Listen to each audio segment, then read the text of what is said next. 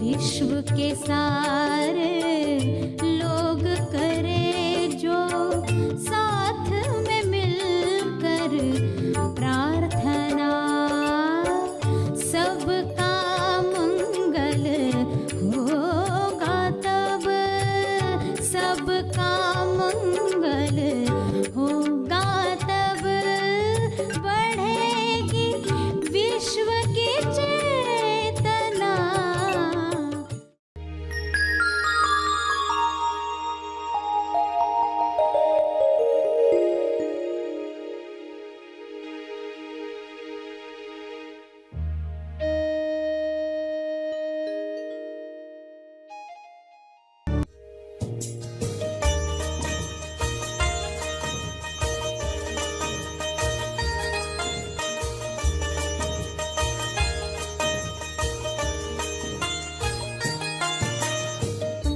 अगर हम भी किसी भी मूर्ति के आगे बैठें तो अपने आप से सवाल पूछें कि जो मूर्ति मेरे सामने है उसके गुण में अपने अंदर ला रहा हूं तो मैं सच्चा भक्त हूं। अगर वे गुण नहीं ला रहा तो मैं भक्त नहीं हूं। मूर्ति होती है अहंकार गिराने के लिए, क्योंकि मूर्ति के आगे इंसान समर्पित होता है, झुकता है। सभी को शुभेच्छा। हैप्पी थॉट्स तेज ज्ञान फाउंडेशन द्वारा आयोजित ध्यान प्रार्थना बीज बोने के लिए आप सबका स्वागत करते हैं। रोज हम सब मिलकर प्रार्थना करते हैं ताकि हम खुद भी स्वस्थ रह पाएं और जो बीमार हैं उन्हें भी हम अपनी प्रार्थना का बल पहुंचा पाएं। तो आइए ग्रहणशील रहते हैं और इस प्रार्थना का लाभ लेते हैं। सभी आंखें बंद करें।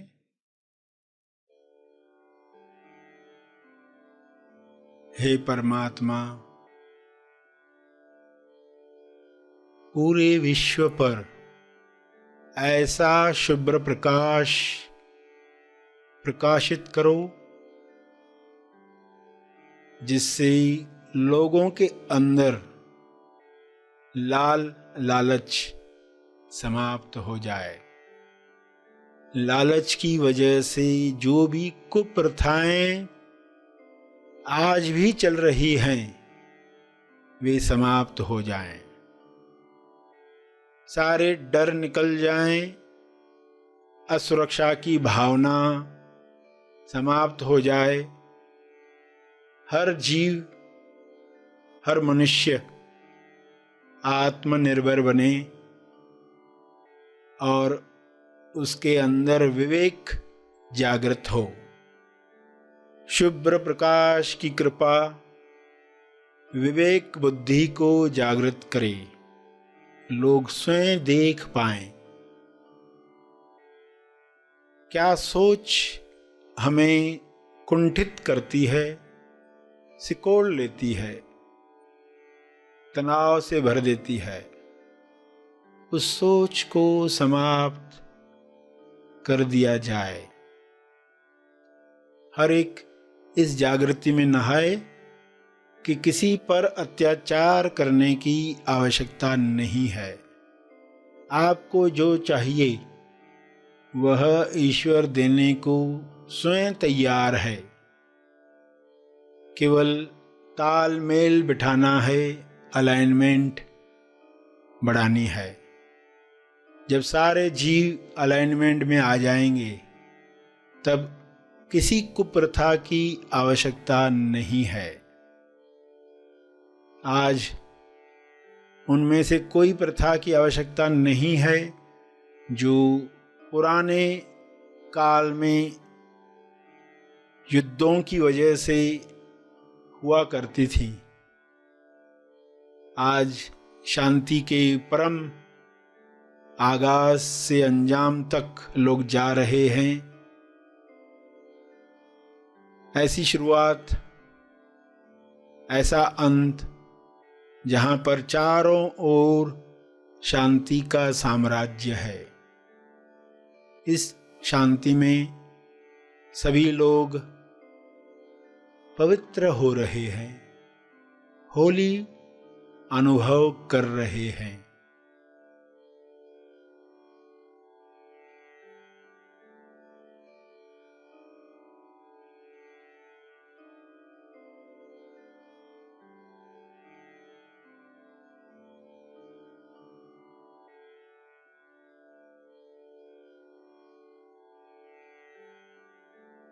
पवित्रता, विश्वास, प्रेम, आनंद की तरंगें सभी महसूस करें और इन तरंगों को शुभ्र प्रकाश के रूप में चारों तरफ फैलने दें।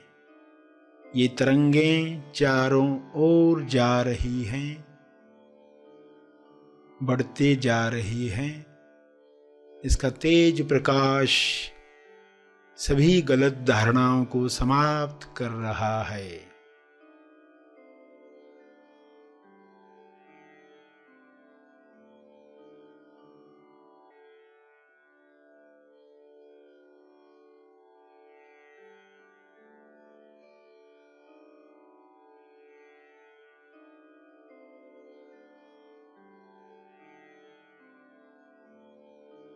मैं करता हूँ, मैं पुरुष हूँ, मैं स्त्री हूँ, मैं इस भाषा का हूँ इसलिए श्रेष्ठ हूँ, इस जाति का हूँ इसलिए श्रेष्ठ हूँ। मेरा हक है दूसरों पर। ऐसी कोई भी मान्यता इंसान में न रहे। सभी परम आनंद को महसूस करें, परम मौन को अंदर महसूस करें।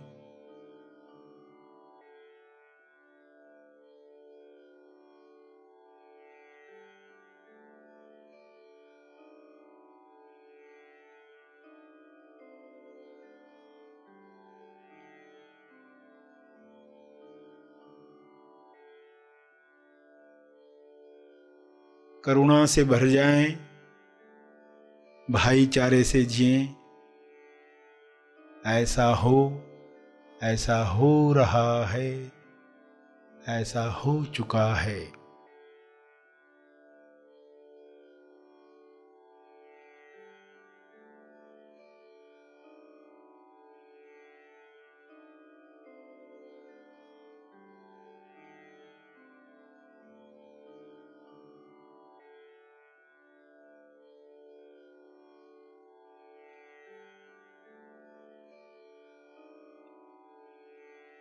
इन शब्दों को अपने शब्दों में समझ के साथ दोहराएं। जो अब तक सुना, अपने भाव डालते हुए हाथ जोड़कर या हाथ उठाकर जिस भी मुद्रा में आपको भाव जगते हैं, उन भाव में यह प्रार्थना करते रहें।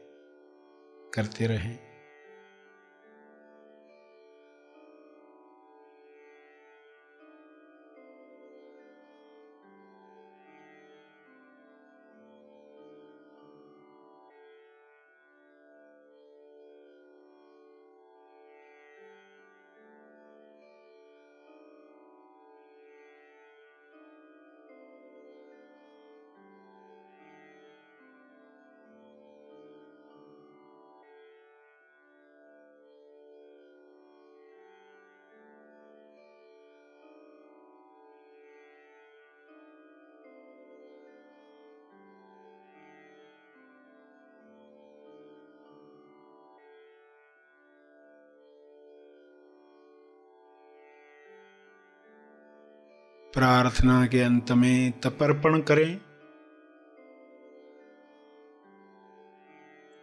अपने तप का बल लोक कल्याण के लिए अर्पित करें।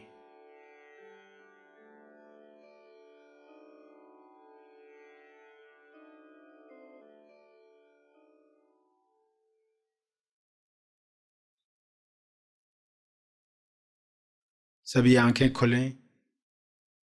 आइए सब ग्रहणशील होते हैं एक चेतना संदेश सुनने के लिए।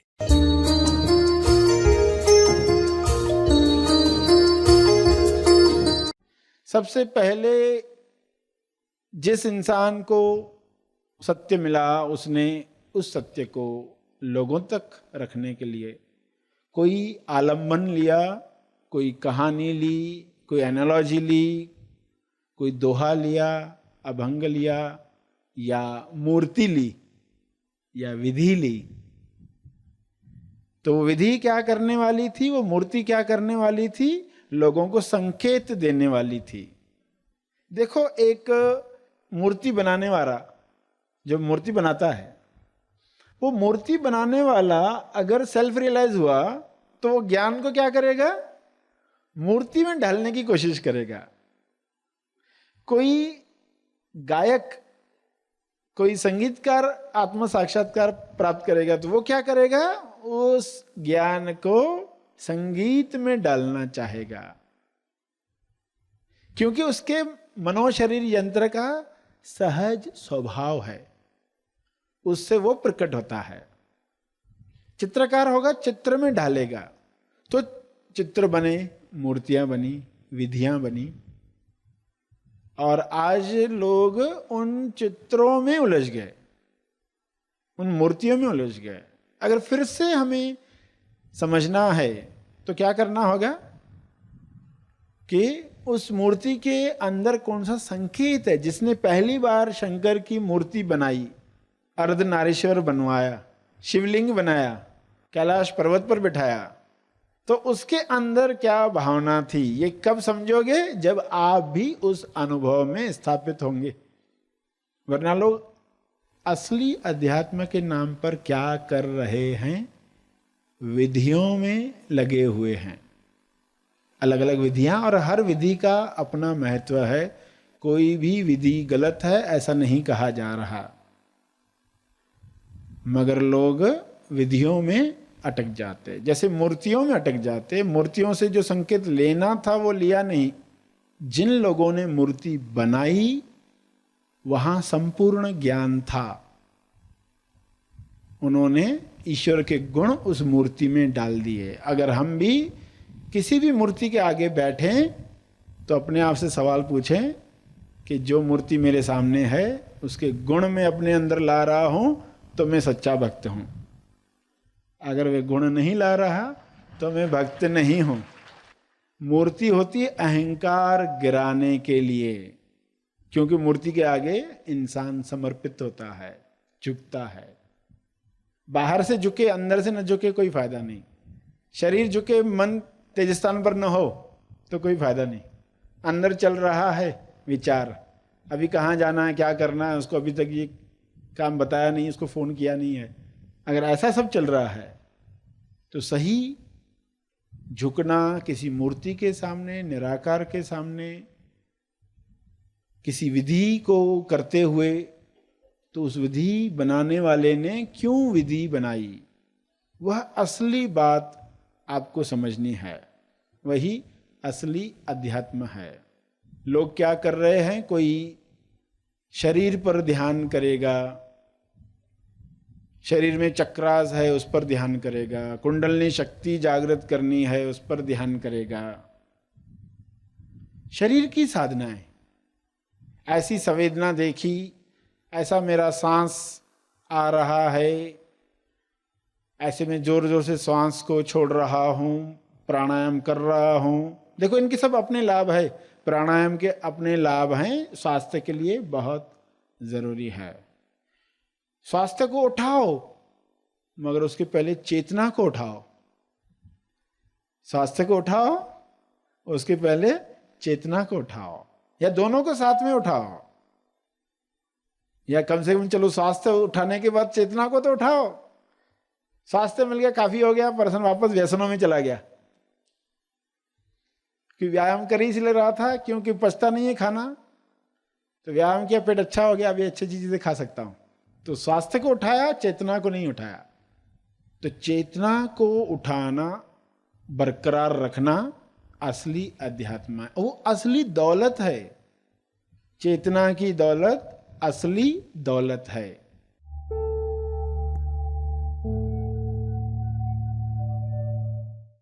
प्रार्थना और मार्गदर्शन का सभी ने लाभ लिया। आइए यहीं पर समाप्त करते हैं। कल फिर मिलेंगे, तब तक के लिए धन्यवाद।